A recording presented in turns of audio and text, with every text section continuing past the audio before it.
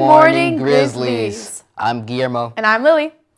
And these are your morning announcements. Next weekend, the Alien Day Parade / UFO Festival will return for 2 days on Friday the 16th and Saturday the 17th. There will be a glass alien hunt on the 16th where you would have to find little tiny glass aliens all along 3rd Street. And on the 17th, the actual parade will start at 12 p.m. And don't forget to dress up as your favorite sci-fi character because they will be having a costume contest. There will be plenty of food vendors there, so you don't have to pack any snacks to watch the parade. You can also go and hang out while listening to live music while you're there, which will pretty much stay for the whole weekend.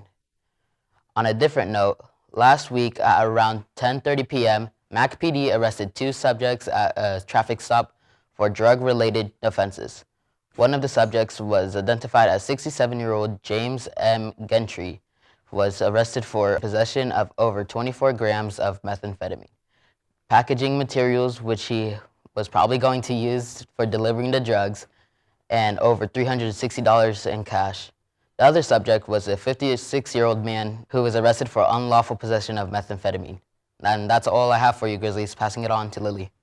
Welcome back, Grizzlies. Okay, let's dive into some school news. This weekend, the school play Fools had its opening night. Fools is a play about a town that is cursed with stupidity when a teacher comes in and has to teach the town's basic knowledge in order to break the curse. With some laughs and some romance, it's sure to be a great show. Shout out to the leads of the play, Bella Eberly, Campbell Willis, Brooke Anderson, and Joel Rudin. Moving on from theater into choir, McMinnville High School's honors choir, Symphonic, is headed to state. State will take place in Corvallis, and it's sure to be a hit.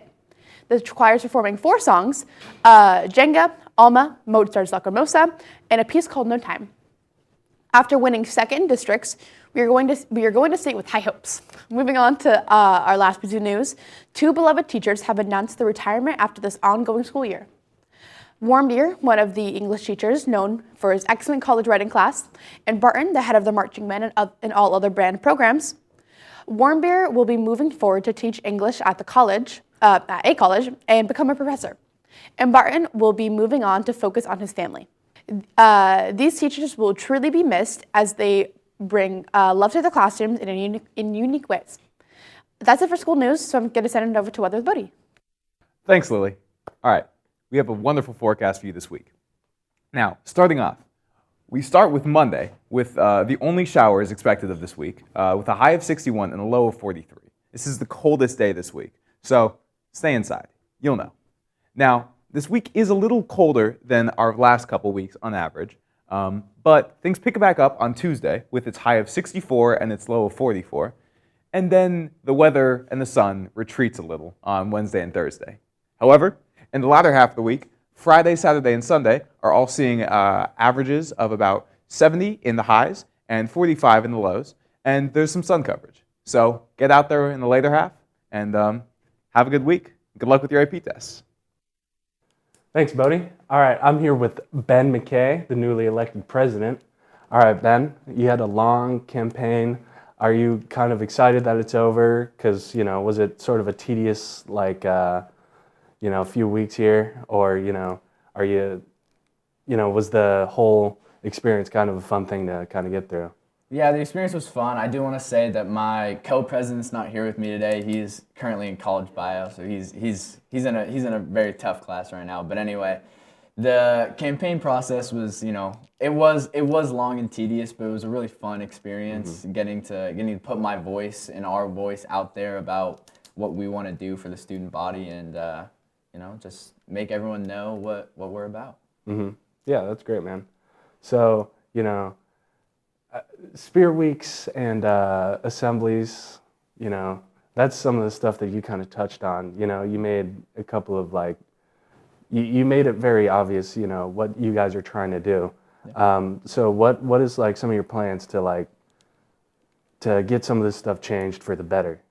Yeah, so I'd say assembly attendance after homecoming has a steep drop off, and I kind of hate that. Yeah. I want all the assemblies to be, everyone's there, everyone's participating, and same thing with Spirit Weeks. I want everyone to be dressing up and just getting that information out there sooner about those Spirit Weeks to make sure that everyone can dress up and everyone can participate. That way the school spirit's just more elevated. And then what about like sporting events? Yeah, so sporting events was another big thing about how, if you look back 2014 and like the Furnace, how that place had like lines outside the gym just to get in. That's the type of atmosphere I want to bring back to MHS. I want it to be, an experience that everyone wants, that like you have to be there, Yeah. Like if you're not there, what are you doing? So just, like more events during the game, just, making sure everyone wants to be there. Yeah. Just got to be shown up. I miss the days where, people are packing out the gyms, Yeah. We had a good show out for Mac Madness, Yeah, but, that was great showing. a lot of the other games were just kind of, the first 4 rows. Yeah. I want the gyms to be, wall to wall. Oh, yeah. And I think, that's something you guys can do. I know, you and Cam are going to get things done after I'm gone. I'm excited.